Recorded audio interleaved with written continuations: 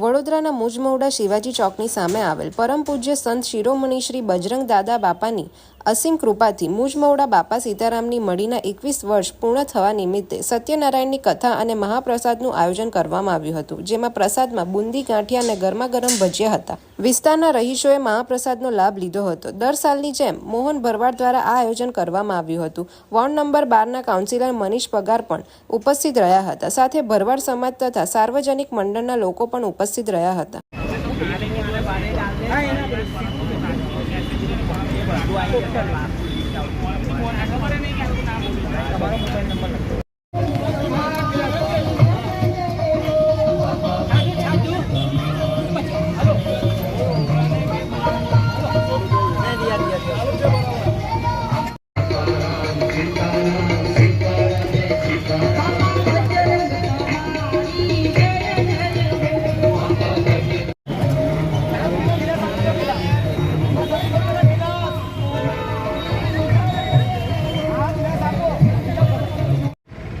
મુજમોડા બાપા સીતારામની મઢી 4/4/2025ની આ સ્થાપના દિવસનો 21મો વર્ષ છે।